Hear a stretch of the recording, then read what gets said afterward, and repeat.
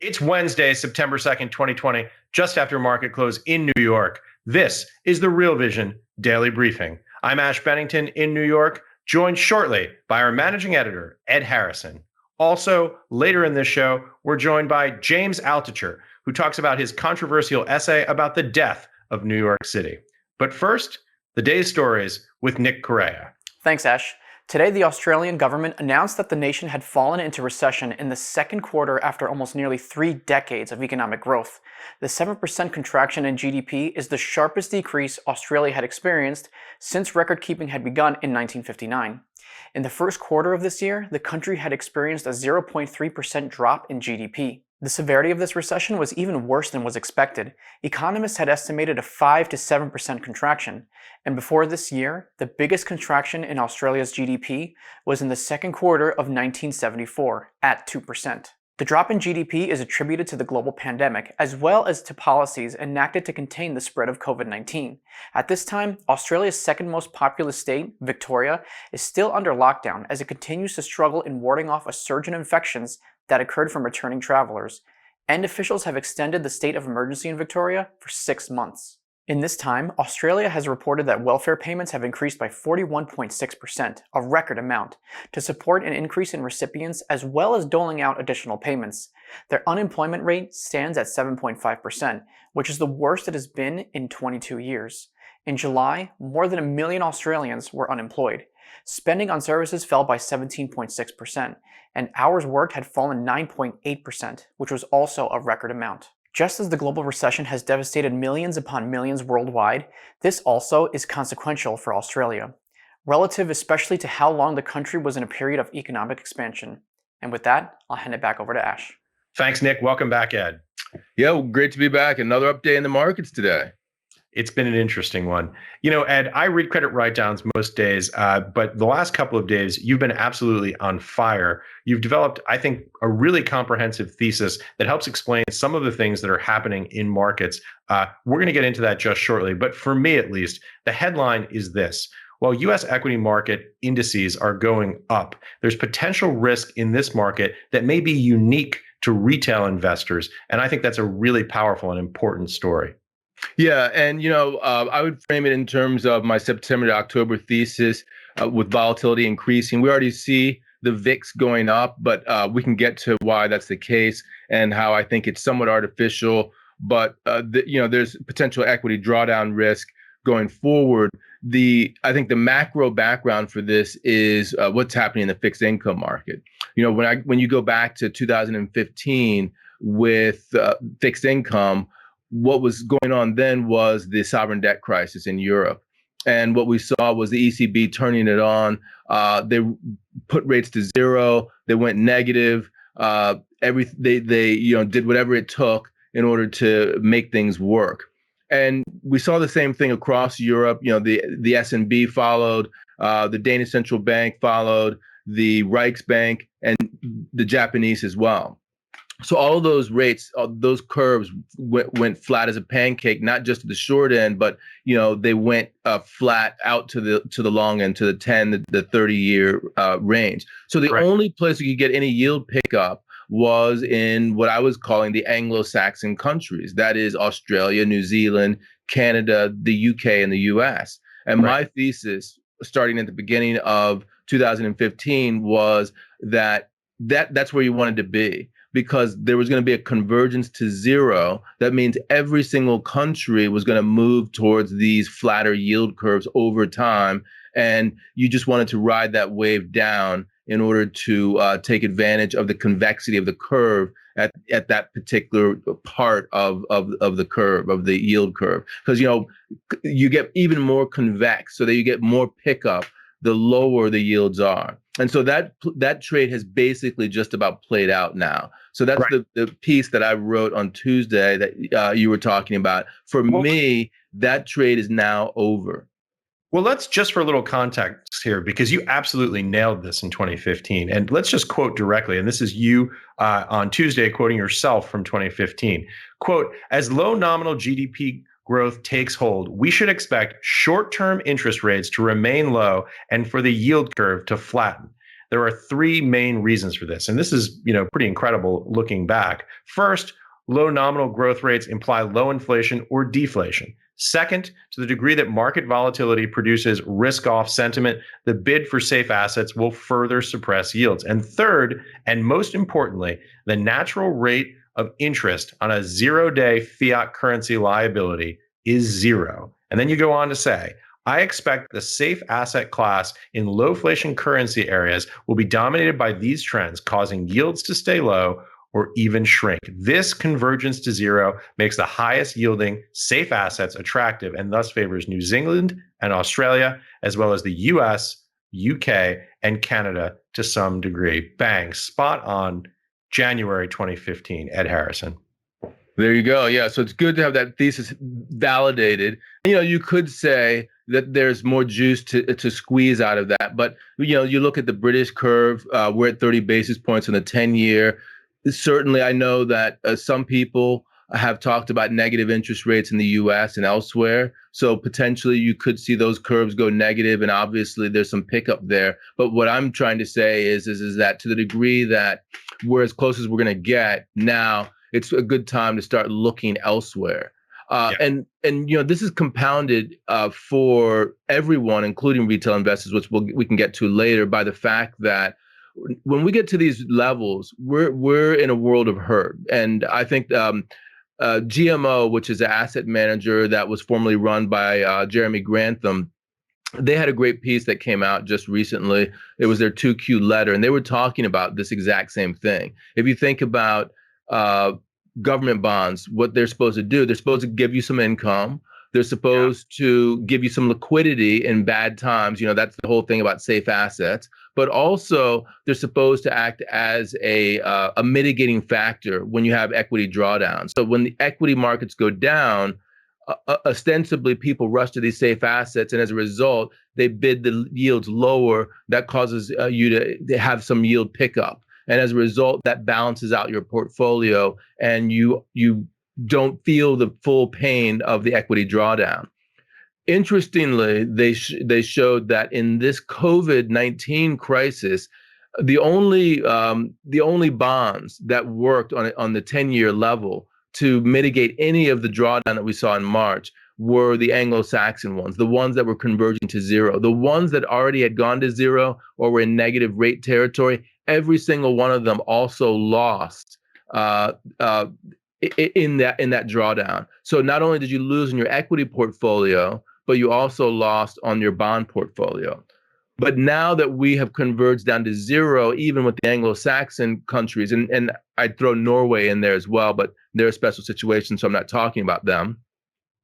Basically, in the next equity drawdown, you are actually absolutely going to get crushed. So a 60-40 investor who's thinking, okay, I can lose 30% in my equities, but I'll win maybe 10%, 8% on my bonds, and that will mean that overall, I'll be down, say, 20%, a tolerable amount. Instead, what's going to happen is you're going to lose 30, 35% on the equity side, and then you'll lose another 2 or 3% on the bond side. So you'll be fully, risked out as a result of that. Yeah.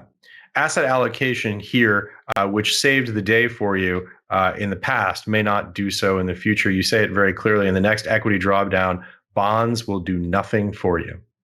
Exactly. And so for the retail investor, the question is are they a buy and hold investor? In the past, they've been buy and hold. When you look at the March drawdown, we got to about 35%.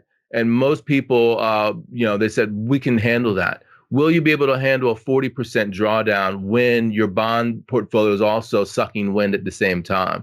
I don't think that we want to see that test, but I think that's the test that we have to think is a reasonable worst case scenario going forward. And so that was the thesis that I put forward in terms of when you think about where we are now with the end of the convergence to zero trade, the question is what do you do to replace that income? What do you do to replace that, that offset during critical times in the fixed income portion of your portfolio. Basically, what you do is you go out the risk curve, you go at longer duration, and there's certain other asset classes that you can go into, emerging markets, high yield, and you can go into asset-backed securities. That's what GMO was saying.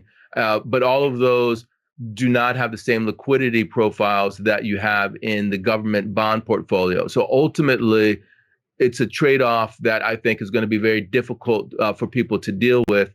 Right. And this is one of the what I would call macro factors that we'll have to watch and see as we deal with the volatility going forward. Yeah, because this is such an important point and one that may be a little bit wonky to understand. You also quote Ben Inker, who's one of the asset managers at GMO, and it's probably worth citing here. He says, when I was a student studying finance, I was taught that government bonds serve two basic functions in investment portfolios. They were to generate income and provide a hedge in the event of a depression-like event. For the first 20 years or so of my career, they did exactly that. And then he goes on to say, and I'm going to skip down here, this winter, U.S. Treasuries once again did their hedging job admirably, providing substantial positive returns when riskier assets fell into the early stages of the COVID-19 crisis. But that success has come at a cost. At today's yields, Treasuries not only fail to provide a useful amount of yield to investors, but also have likely lost their ability to hedge in the event of further economic trouble. Exactly to the point you were making. Right. And let me just say that, obviously they do have the liquidity role. That is that if you need liquidity, they're the closest that you can get to cash, to money. And so people want that because, that's a very liquid market that you can hide out in. But when it comes to those other two functions, they are serving no purpose at all. And so if you want those two purposes served, you got to go elsewhere. And that's why Inker was talking about, or actually it was Inker's colleague who was talking about what are the alternative asset classes and what are the pitfalls of those asset classes if you want to rebalance your portfolio away from government bonds so you can get some yield pickup. But that's where we are right now. Yeah, exactly. And here's the key pivot that you make in Tuesday's credit write-down. And this is the second component of what we've been talking about here. You quote Mohammed Al-Arian in a recent piece that he wrote in the Financial Times, quote, over the past few weeks, the fear of missing out on an unceasing equity rally has increasingly been expressed through call options, contracts that give the right to buy at a fixed point in the future rather than equity longs. That limits the amount of risk and gives users the ability to capture rallies. It has been supplemented by more downside, quote, tail protection aimed at safeguarding portfolios from sharp drops. With that, the VIX volatility index has decoupled from equity indices, adding to signals that a large market correction, should one materialize, would encourage more professional selling than could ever overwhelm the buy the dip retail investor. And here is the absolute key. This is what tees up today's newsletter. Translation: professional investors are increasingly looking to mitigate tail risks while chasing upside returns. Retail investors aren't doing that. So if we hit an air pocket, not only will retail investors be caught flat-footed, they will be surprised by the magnitude of the sell-off as actions in the derivatives market will make things even worse. Yeah, unfortunately, I think that's what we're headed for. And, I sort of did that I wrote that and was talking to Muhammad Al-Arian's piece as a taster for what I wrote earlier today. And, some of this was based on things that I saw that Kevin Muir at the Macro Tourist was talking about. He did a great explainer. I think he is, he's really good in these trading things. And Larry McDonald from the Bear Trap Support, some of the things that he said. But what people were seeing, and comes from Citadel, they said that what they're seeing is a big name, like a big institutional investor, definitely one particular investor who went in while we were all at the beach on vacation and started buying up calls and call spreads across a basket of large tech, large cap tech names like Adobe, Amazon, Facebook, Salesforce, Microsoft, Google, Netflix, you name it. And Citadel says that it was over $1 billion of premium that was spent on upwards of 20 billion in notional through strike. And so the important bit about this is that group of 7 stocks that I just mentioned make up about a 40% weighting of the NDX, which is the Nasdaq the Nasdaq ETF that people are investing in.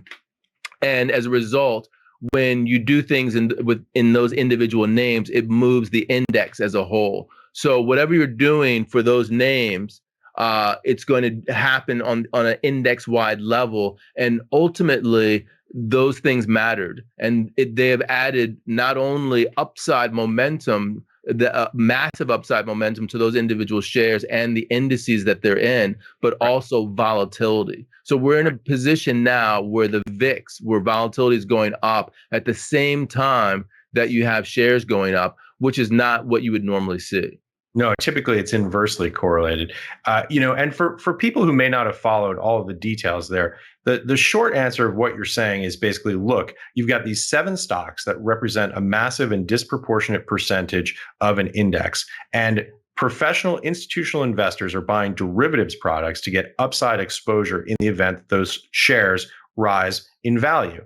So as a consequence, you have institutional investors controlling large percentages of notional value outstanding in derivatives contracts, pushing equity markets ever higher based on an ever smaller number of stocks used through derivative positions to drive that outcome. And that strikes you as something that has potential risk.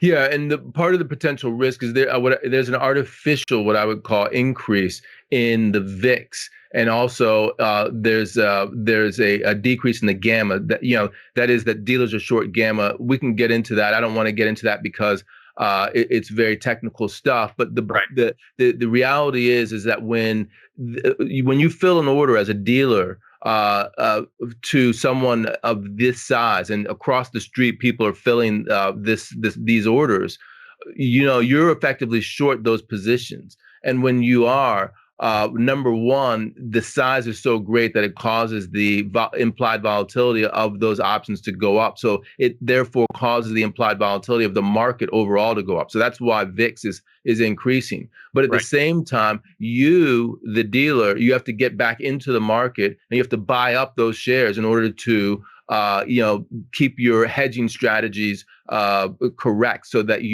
you're not exposed. You're just trying to show prices. You're not trying to take positions. And so this is causing more upside momentum in these names, more upside momentum in the shares overall, and at the same time increasing volatility. A perfect example is Salesforce.com, CRM ticker.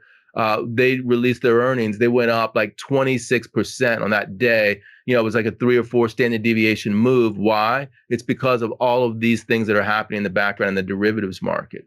Right. The thing is that when you get all of this excess volatility, artificial upside momentum as a result of what's happening in the derivatives, as soon as these buy orders stop being filled and potentially you get sell orders, it goes the other direction. That is that suddenly you hit an air pocket and then the bottom falls out. This is exactly what Muhammad El-Arian was talking about, that the drawdown will be more severe as a result of what's going on in the derivatives market. And retail investors they're not positioned for that. They don't understand that that's what's happening. But when we talk about Apple trading at 40 times earnings right now, whereas it was trading at 12 times earnings at January 2019, a lot of that is driven by a mania, but some of that is more recently driven by the mechanics of the market that I'm talking about right now. Yeah. Gamma, of course, is the change in delta. So delta is the spread between the derivatives price and the actual price of the underlying.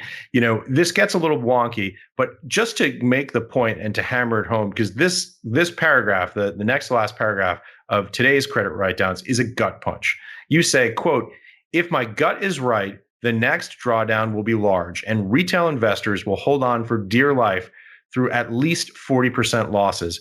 But at some point, for those in retirement or nearly there, will be forced to cut their losses. And that will add to the selling pressure, close quote. Yeah. And, we don't know if that's what September and October portend. And obviously, I hope not, but that's where the downside risk is. A massive drawdown, and then there's nowhere to hide because of what I just told you regarding bonds. And, people who are buy and hold investors just suffering massive losses and then basically throwing in the towel at the worst possible moment, adding to the selling pressure, making it even worse. That's sort of a perfect storm. I think that it could happen. It's something to think about. And it's definitely a reasonable worst case scenario, especially if we have negative data prints in September and October going forward.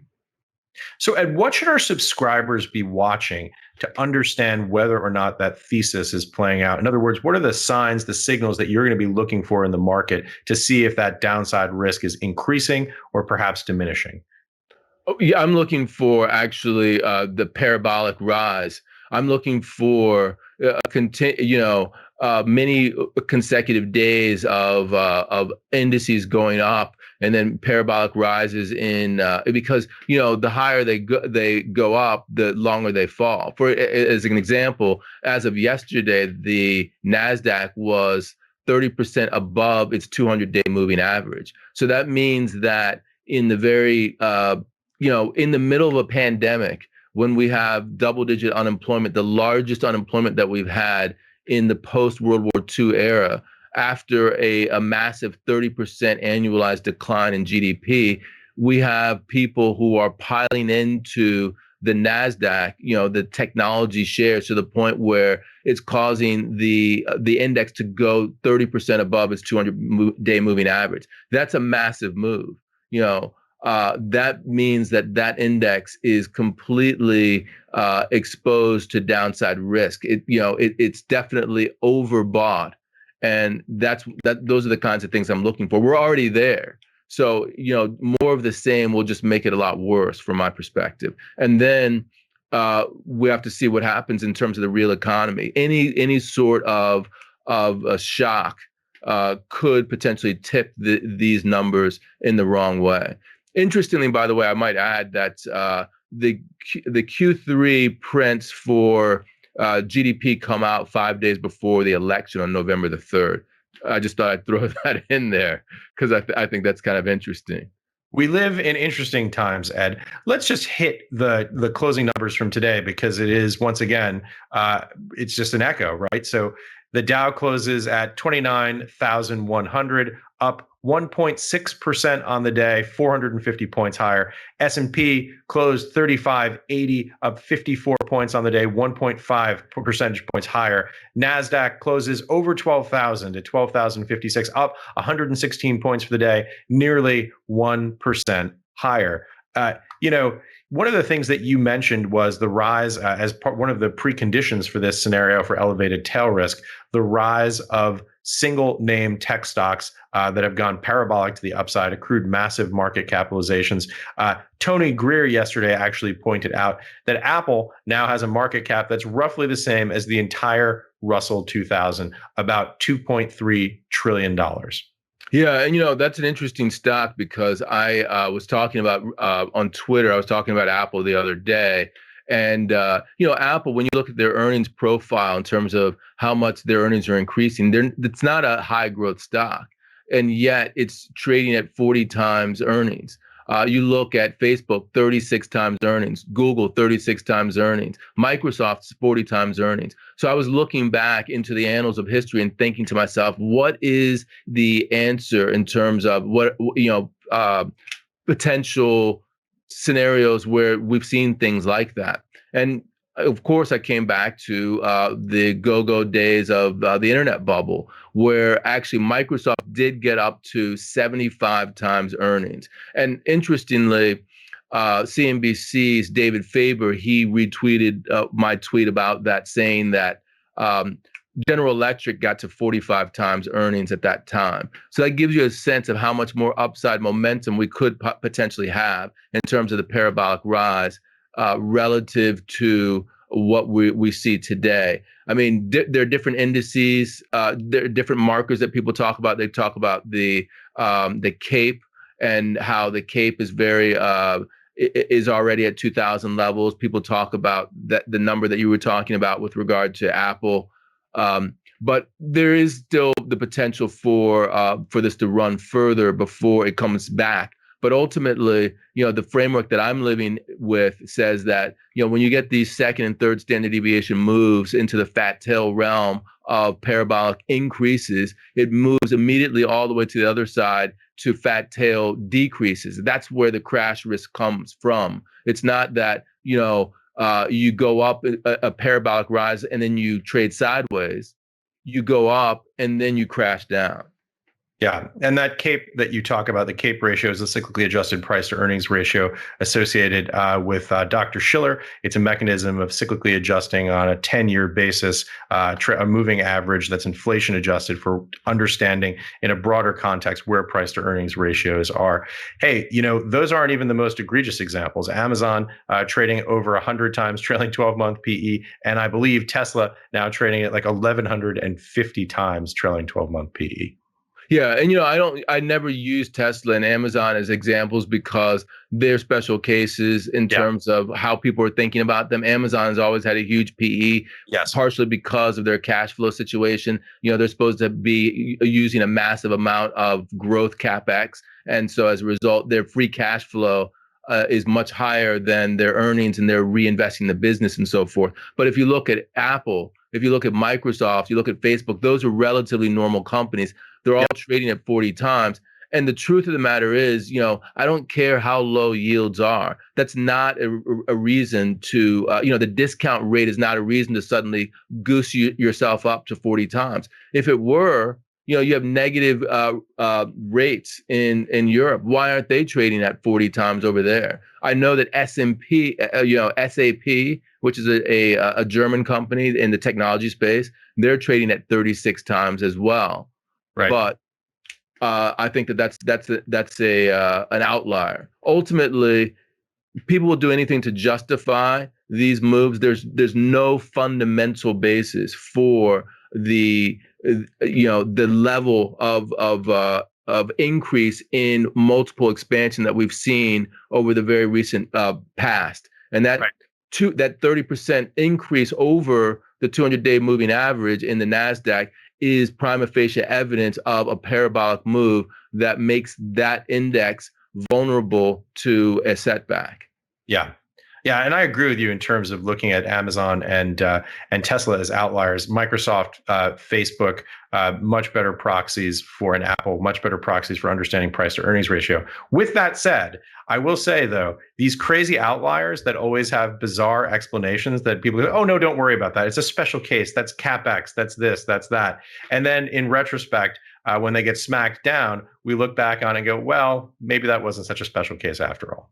Well, before we go to James Altucher, because I want to hear about that in terms of the death of cities, there's one last wrinkle I wanted to add into this whole thing with regard to Tesla, because I was looking again at Larry McDonald, something that he wrote, I think probably a week ago, about Tesla in terms of the stock split and its inclusion into the S&P 500. So there's a lot of speculation that Tesla will be included into the S&P 500. So some of the reason that you see this run up is front running that inclusion. And generally for large cap stocks like Tesla, what happens is that they do it on a quarterly basis. So Larry McDonald was saying that, second, third week of September for inclusion. Maybe if they don't include it, then it's December. I would imagine that the S&P doesn't want Tesla running up continuously for another 3 months, so that they're more likely to include it in September. And so people are front running that inclusion.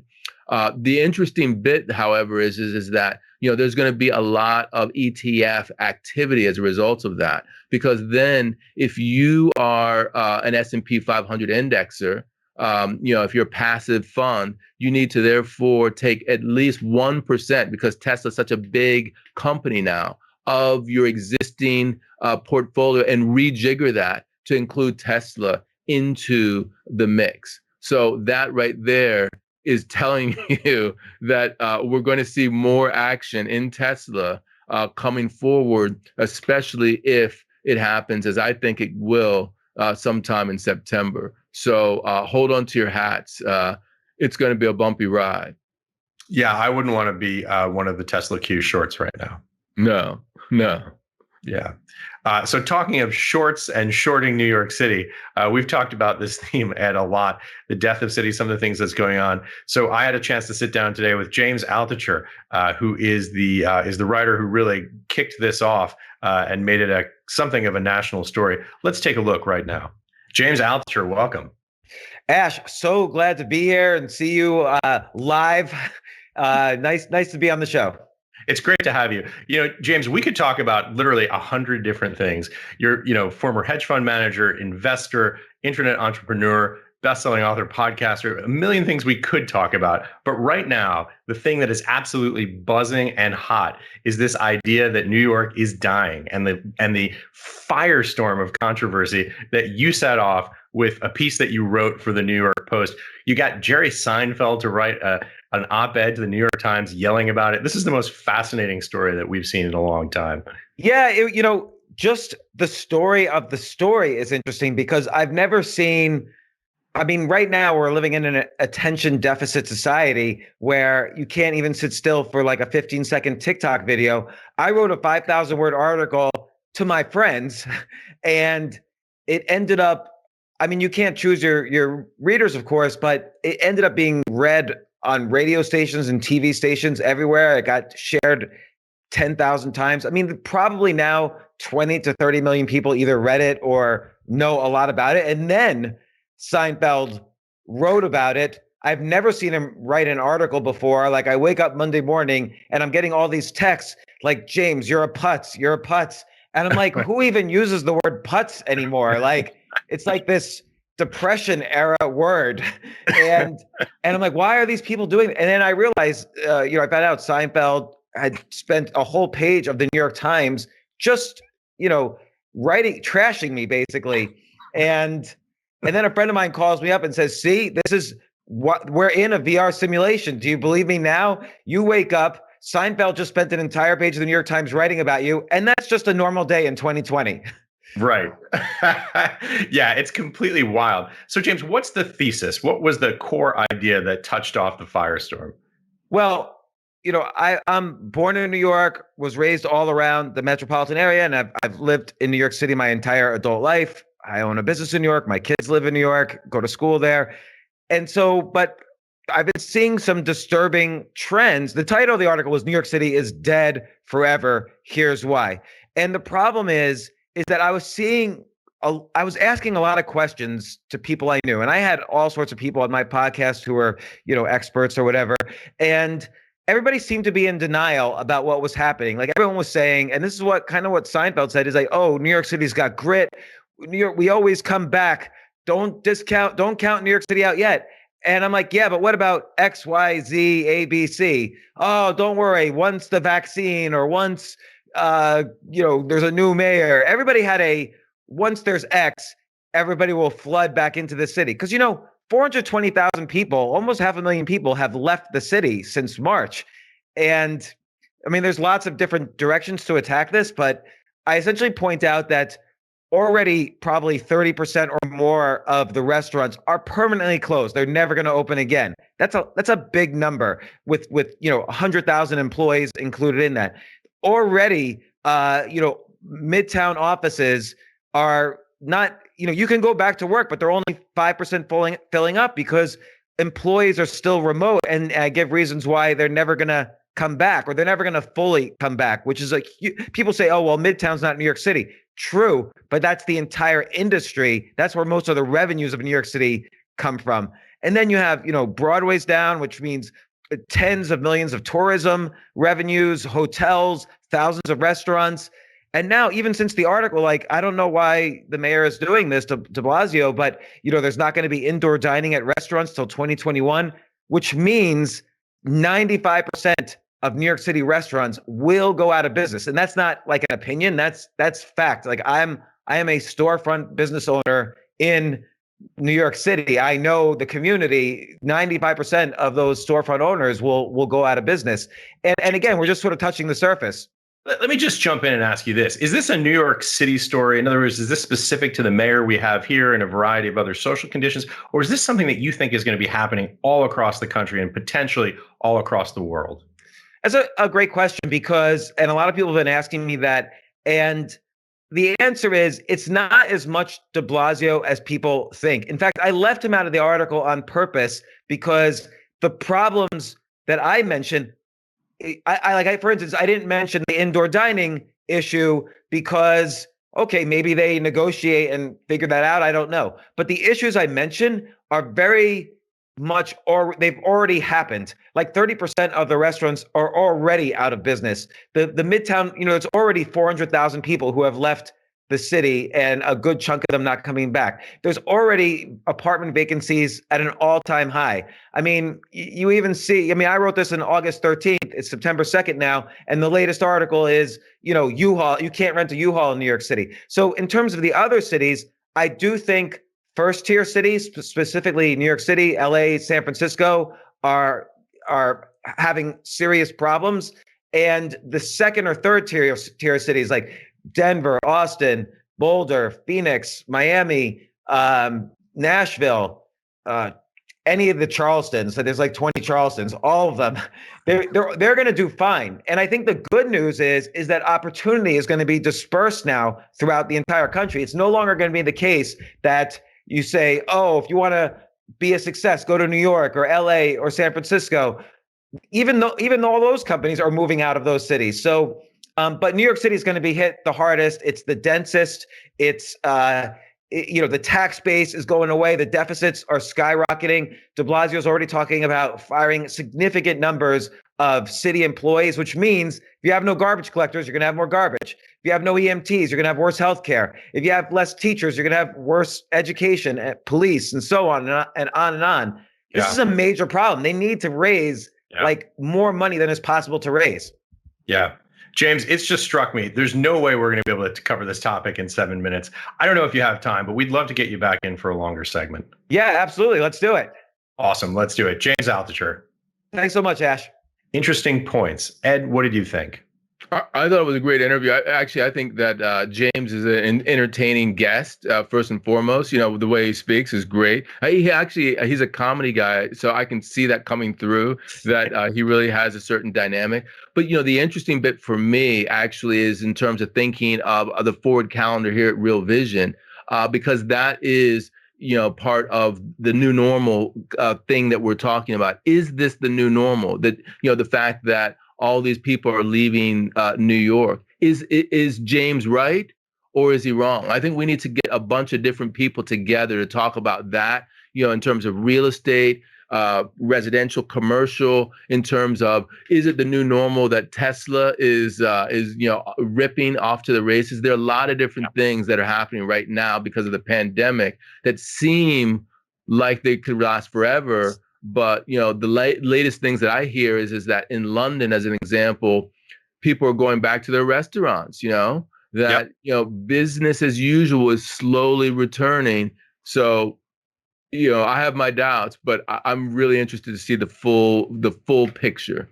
Yeah, and it's interesting because it's regional and even like state by state. I understand New Jersey is about to start opening indoor dining. So maybe who would have ever thought it? New Jersey is going to be the big party spot for New Yorkers to flock to this winter. Yeah, I thought James was great. He has a lot of interesting things to say, not just about the New York City metro area, but also more broadly about commercial real estate, some of the shifts that we're talking about. We booked it as a 7-minute interview. Not a chance. We sat down with him and did another one. So we have a long form interview that's going to be appearing on Real Vision, I think, for essential tier subscribers in the next week or so. Good. Yeah, I will definitely be watching that. I really want to see what he has to say. So that's essential watching for me. Very much looking forward to it. And, hopefully there'll be some fodder for me to think about, who else do we want to interview on that same topic, get the other side of his view. Yeah, and I was just going to say, we'd love to hear from our viewers what you think about the new normal and who you'd like to hear from and on what topics. Great plug at the end, Ash. So I have nothing left for today. I really enjoyed talking to you. Interested to see what people think about my thesis, if you will, for September and October. Ed, such great work. Must see, viewing, must read. Thanks for joining us. Talk to you soon.